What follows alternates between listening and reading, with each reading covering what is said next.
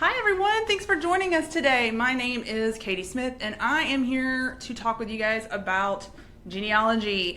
For those who tuned in yesterday, you know that a big thing is coming to Raleigh. That is the National Genealogical Society's annual conference. And this is a big deal. Thousands of people from all over come to learn about researching ancestors, genealogy, and a bunch of other really fun things. So we thought it would be great to talk a little bit about some of the resources we have in the department. So yesterday we connected with the Government and Heritage Library to talk about where to start. And today we're going to talk about what is the next part of that journey, and that is going to the State Archives of North Carolina. And there they're going to have a lot of these materials that you can actually view and see to get a little bit more information about whatever question it is that you have about your ancestors, and hopefully they'll be able to help you. So we're going to kind of walk through that today and talk a little bit about some of those. So to give you an introduction, I have some wonderful archivists with me today. So I have sitting next to me is Francesca Evans, and she's the Information Management Archivist. Next to Francesca is Joshua Hager. He's a reference archivist. And we have Lee Tiernan, who is also a reference archivist. And so they spend a lot of time in the archives and know where things are, and they're going to be able to help you, okay? Now, when I first came to them and I said, where do I start, right? So you are here for the conference, maybe you're the public, right? Because the public can also access these materials, and you decide that you want to come to the archives. So the first thing you're going to do is you're going to come visit the building. This is the State Archives building, also houses the library, other types of offices, but this is where you're going to start. Now, you're going to make your journey to the second floor, and on the second floor, you're going to check in, right? So you're going to go to the check-in box. You're going to be greeted by security, and she looks tough, right? No, they're going to be really nice to you. But what they're going to do is kind of walk you through some of the restrictions, because a lot of the materials that you're going to have access to are fragile. They're very old, and we don't want them to get damaged because we want them to be available for everybody, right? So when you check in, they're going to ask you to fill out a registration pass. And so this pass is really important, right? So you guys you need to make sure that you have your ID, right? A picture ID. You also need to make sure that you bring pencils, because pencil only. They do have some to borrow if you don't have any. And if you have big bags, they're either going to have you check those in to a storage space where you can store those, but in general you probably should just not bring very large bags to begin with. There are some other rules. Some of these things you can find online, but they also will have a document there available that'll walk you through some of the restrictions and then just requests that they have as you look for this, okay? So now what we're going to do is talk a little about where you get started. And so Francesca is going to talk about the online resources. And so this is a great place to kind of know exactly what do you need to have that you're going to be able to request, okay? So I'm going to let Francesca talk a little bit about that. Thanks, Katie. So I'm talking about the North Carolina Digital Collections, and the State Library talked a little bit about this yesterday. It's a joint project with the State Library and the State Archives, and we have over 100,000 photographs, manuscripts, and state government publications, as well as other resources related to North Carolina. And we have so many people that view these items, especially before the conference or even just in general. 2 million people viewed them within the past year. Collections that we have that are like full runs would be the 1901 Confederate pensions, the troop returns, which involve the Rev War, the War of 1812 vouchers, and alien and naturalization papers. And these records are fantastic for people that are doing genealogy, especially if you're like researching someone about the Confederate military. It tells them like what troop they what regiment they were in, and like if there was any injuries that might have occurred when they were in the war. Then we also have some subject-based digital collections that represent a time or an event in history, such as the Civil War, World War I, and World War II. Okay, so we have the website up. This is the digital collections, right, Francesca? Yes. And so you can kind of see they kind of have a pretty easy flow of how they walk you through. So here is some of those collections that you discussed, right? Yeah. So if you click on the thumbnail, If you actually click on browse all of items, yes, if you click on browse all the items, it's going to bring up all of the 1901 pensions that we have right here, and you can actually put in a name and look for your ancestor in there. Awesome. And then I know I was learning yesterday from the Government Heritage Library, if you click on the thumbnail, this kind of gives you a general overview, right? So if you're not sure if this is the collection you need to be looking in, this is a great place to start. And so I know there is just so much information. And you guys update this, correctly? Yes, Yeah, we are continuously updating it and putting more collections in there that are of interest to the public. We're trying really hard to kind of go along with events like the World War I Centennial is coming up, so we just added collections to that, and we'll be doing that every year until the war is technically over again. Okay. I do want to point out one quick thing that one of our most popular collections for genealogists is Bible records. Yes. And they're actually available online, but they're under the heading of family records. Okay. So if you're in digital collections, go to family records, and that's where you'll find our Bible records. And where's that at? If you just scroll down Okay. on the right-hand side, right there, family records. Okay, right here. Yeah, that's where you Okay. can find all of our digitized Okay. Bible records, which gives the earliest birth information in North Carolina. Okay. So it's not easy to find if you don't know exactly what you're looking for, but that's where they are. All right, so Josh said, go to NC Digital Collections, scan down, family records, that's where you're going to find Bible records, marriage and death notices, and other materials. Okay. Now, one of the questions I had for Josh and these archivists, these wonderful archivists, was I know that I have family in North Carolina. I want to know what materials are here. And so I said, how would I find, let's say, my ancestor's will, right? So we know they might have a will. Where am I going to do and how am I going to request that? Well, Francesca, do you want to start with finding aids first? And then we can Sure. go to our catalog? There are also other resources that you can use to find these types of records. We have on our catalog, we have something called our finding aids, which is basically a description of items within a collection. But on top of that, we also have a Mars online catalog. And this is similar to other state library or library catalogs, and we looked at one yesterday. And what this does is this is going to show you what's available in the collection as well as what tell you the call number. And Josh is going to kind of explain what's on this Mars catalog that you need for the search room. Yeah, so when you click on a record like here, you see that we have pulled up a record for John Holcomb, who happens to be one of Katie's ancestors. Which I had no idea that this even existed in the building I work, so this is very exciting. And his will, and it tells us that it was probated in 1781. It gives us a call number, which says Will Book 1, page 195. But it also tells us AR, which means that it's an original will that you can request. And the way that you request items in the archives is by filling out one of these handy-dandy call slips. All right. So Lee, if you want to put that a little bit closer to the camera. I will. That's the call slip for county records. White is for county, pink is for private collections, and blue is for state agency records and the military collection. We will help you fill out the call number or the call slips while you're here, but if you can get the call numbers ahead of time, that will help great. But the best place to find the call numbers, if you're not in Mars, if you're in the archives, is the card catalog. Okay. And I've actually got a drawer here so you can see what they look like outside of context. Yeah. This one happens to have Jackson through Lenore counties, but we have drawers like this for all the counties for which we have original records, and they are organized by record type. And that's something really important to note for us. The library, you can go and search for vertical files for families, but in the archives, everything is arranged by record type: will, estate, marriage bond, divorce record, etc. So you have to know what kind of record you're looking for before you can look for a specific individual. And we will help you use these drawers as well as the catalog if you have any questions when you come in.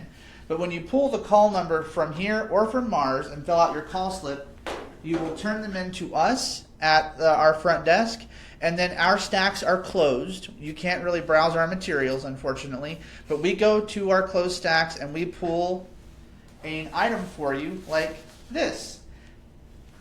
And this is the box that contains Mr. Holcomb's will. Yeah. And I think Lee is going to tell us how Katie can handle it. Yeah, so now that I've discovered this amazing ancestral treasure, Lee is going to explain to us, what do I do now to handle it? Because this is really fragile, right? This is an important document. And this is a record that dates to 1780, so it's a very old document. It's over 200 years old. Right. So most of our records are served a box at a time. There are exceptions that are folder item at a time, but most of the time we will give you a full box of material. You will also get a handy dandy out slip. And what you're going to do is you're going to find the folder that you want and you're going to replace it with the pink slip. I like to put the pink slip in before I take the folder out so I don't have any mistakes. Then, let's see, who are we looking for? John Holcomb? Yeah. Holcomb. And this is the first time I'm seeing this, so I've not seen this. I didn't even know I'm this very existed. excited for so you. This is like a really exciting discovery. I didn't think they would actually find anything. Or if they did, it would be like court minutes and There it is. I had like Fun. outlaws in the family or something. Well, we definitely also want to take into account that everything is divided up by county. So Okay. it Yes. is important to know that County. in county what your family is Yeah, from. and And that's- I did have that. So I did have some background information knowing I had family in a certain county in North Carolina, and I was able to provide that to Josh and Lee and Francesca to help me look for this. So when you take your folder out, you're going to want to leave it completely flat on the table while you're looking at material, and you're going to want to leave everything that's in the folder flat and in order as you look through it. I'm going to lift this out and show it to you because it's only one page. But don't tell But our this boss. is- yeah, don't tell anybody. That is her ancestor's will. Wow. And I have no Oh, it's idea in what really it says. nice condition. Yeah. You should totally read It this. Yeah, says I'll have I've to inherited Live 1 is million right there. acres. No, I'm kidding. I I wish wish, it was right? that nice. That's No. Probably got a fantastic. cow It's in or great something. shape. Now, Francesca made an interesting point with county records, and I do want to clarify that not everything that we have in our holdings is on Mars. Okay. A lot of what we have is on Mars, but not everything. So if you have a citation for something and you can't find it in Mars, it doesn't mean we don't have it. It just might mean it's not indexed in there by name. So we can certainly help you find that as well. I just want to clarify that. Now, to make sure we kind of review here, when you come to the archives, make sure you understand some of the restrictions, because they want to make sure this is the most pleasant experience for you and efficient, right? Because you have minimal time, you want to get done as much as you can. So keep in mind that if you do want to make copies, you do have to have cash money to do that. So come with some change, cash, to be able to do that. They will have someone available to make the copies for you for the materials that can be copied. So it's not all materials can be copied, and Lee's going to talk a little about that. Right. So, if you were interested in obtaining a copy of this will, first of all, you are always welcome to take a picture, as long as there's no Your flash. And you can also use those scanning apps on your phone, as long as there's not a flash involved, and as long as the phone doesn't have to touch the material. So those are perfectly welcome. You can do that as much as you like. If you wanted a physical printed copy of this will, we have copy request forms. They're long and skinny and white and like this. We keep them up at the front desk. And you'd want to get one of these and a paper clip. I'm not sure you can see that, but it's a paper clip. You'll fill this out completely. So it'll have your name, your date, and any instructions.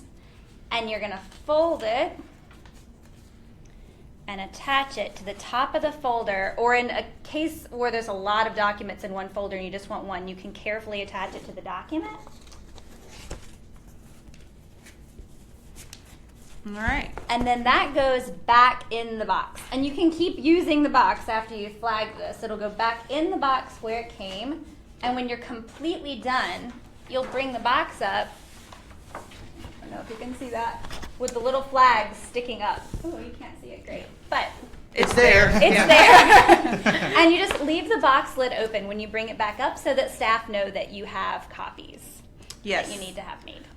So I will be going back down to the archives to get someone to copy a Yes. will and find It's out already flagged exactly. for you. Yeah, I'm ready to go and see how helpful they are. So the next thing is, what if you have a document that cannot be copied? Well, we can What have do you an do? Yes, so mostly things that cannot be copied, mostly volumes. This is a New Hanover County Court Minute.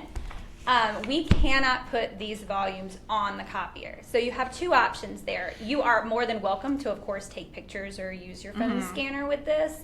And for the most part, most of these volumes have been microfilmed, and you can print from our microfilm for $1, and that would be your option for getting a paper copy from these materials. And it's just best to know up front, if you're requesting an original volume, that those are going to be your options for making copies. I think the library showed the abstract yesterday, so we can hold us up to the screen. This is the actual list of men who received liquor licenses to sell liquor in New Hanover County in 1815 in Wilmington.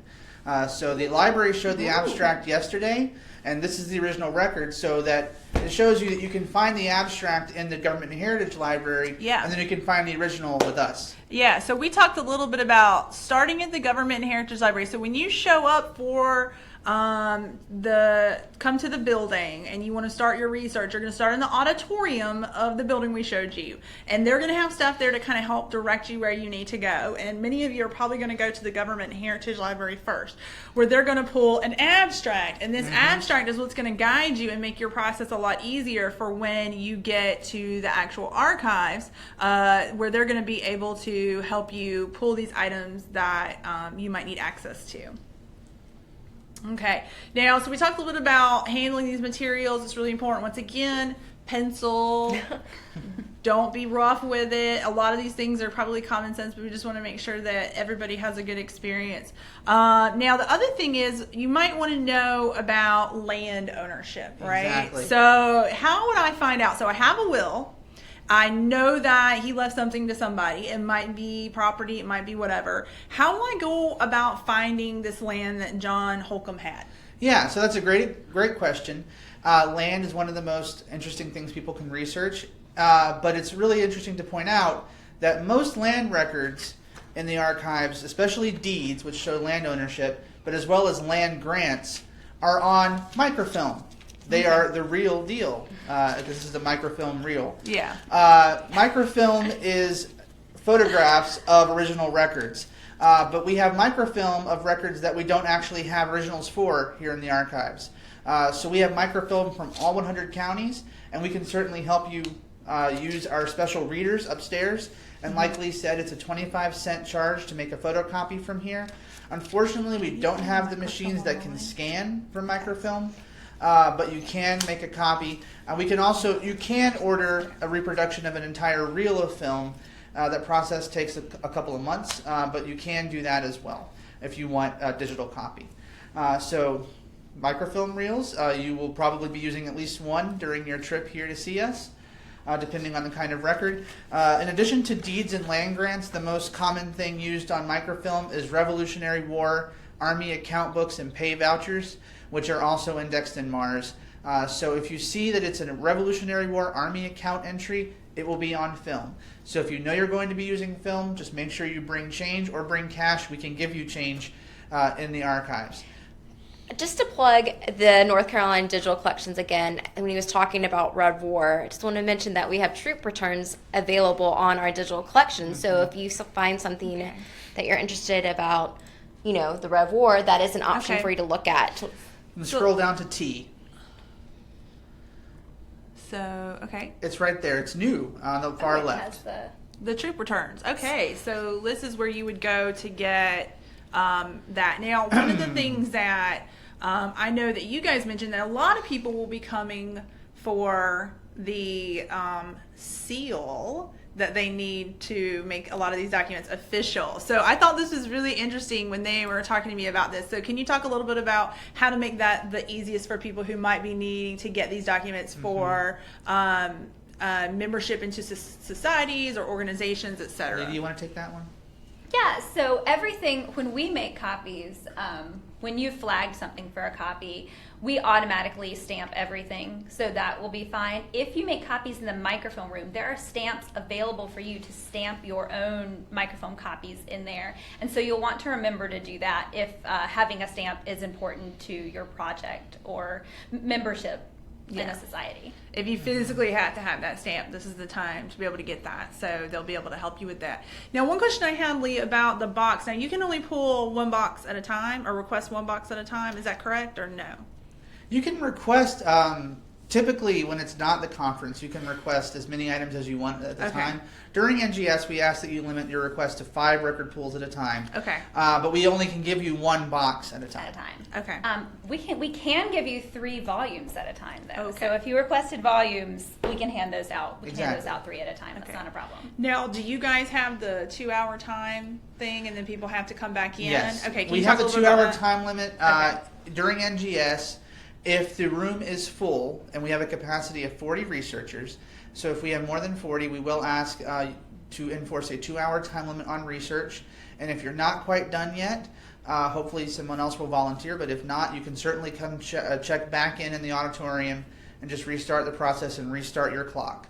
Because we understand that you have a lot to want to look at and we have a lot we want to show you. But we have to make sure everyone has a chance to use the search room, especially next week. So one of the things that I talked to Lee and Francesca and Josh about was, I'm a noob. I don't know anything about this. So this is probably not going to tell you everything you need to know, but you guys have put together some great tutorials online and have some resources that people can look at. So what we're going to do is take a quick look at where they can find these tutorials, correct? So, the Mars tutorial. Sure. So we have some tutorials on our YouTube page. Just look us up at State Archives of North Carolina. We have tutorials about our Mars catalog. Our Mars catalog is can be difficult sometimes to use, so being able to look at something on how to use it properly would be great.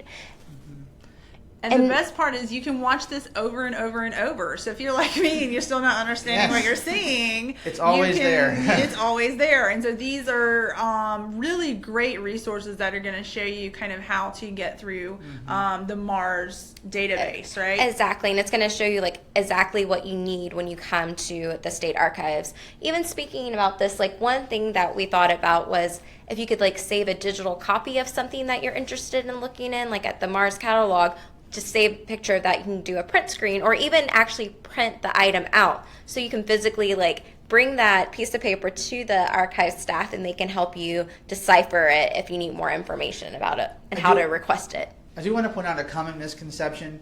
The easiest number to find in Mars is called the Mars ID. That is not the call number, and that's unfortunate. But just be prepared that we'll have to find the call number if you have a Mars ID. But that will certainly help us. So don't get lost on Mars. No.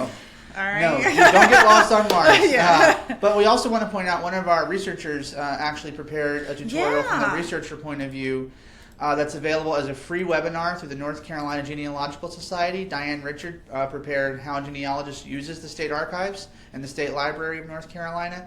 There's a 6-page handout as well as a webinar that gives a lot more detailed instructions for how to prepare for your research trip. And this is an amazing resource because Diane Richard worked with the State Archives to make sure that like she covers everything in here. And this definitely has the seal of approval from the archivist here. And so this wonderful. YouTube will walk you through exactly where the parking is, step by step, what you need to do. And, you know, this is, I think, a great opportunity to save some time. And this is for the public, or if you are registered for the conference, to be able to be more familiar with having the access and having everything in place for when you come.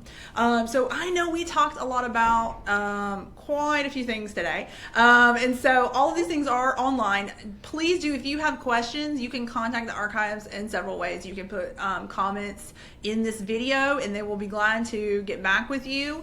They also are on social media, so you can follow them on Twitter, on Facebook if you just put in State Archives of North Carolina. And then they also have a general email that you can access, and this email is going to be available for you guys to have queries or questions, etc. Yes. So you can respond to that. Now, we really appreciate you guys connecting with us today. Hopefully you've learned a little bit more about some of these amazing resources in the State Archives of North Carolina. I had no idea, literally, this is like a big reveal. I had no idea there was even a will of my family here, so this is very exciting. And so I'm going to be definitely taking a look at that, but I'll wait till the conference is over because I think they have their hands full right now.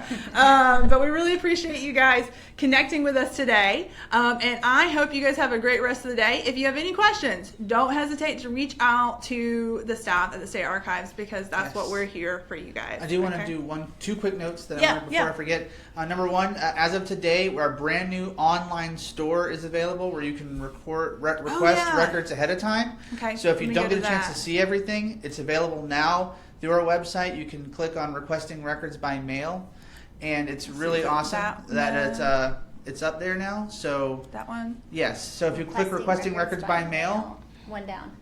There we go. you have a link to our brand new store, which is up today, which is amazing. Also, if you want any photographs, that's actually by appointment. Okay, So if you find any photographs, there's also a Facebook Live previously with Kim Anderson. You can schedule an appointment with the photograph unit by contacting Kim directly to use that during NGS. I just wanted to point that out in case you find a lot of photos that you want to check out. That's the way to do that. And you can access all of those resources on their website. You can click on For the Public, and then it'll give you a lot of information and connections to where you need to go. Absolutely. All right. Well, thank you so much for joining us today. Once again, we hope you have a great rest of the day. And hopefully we will see you soon. Thanks for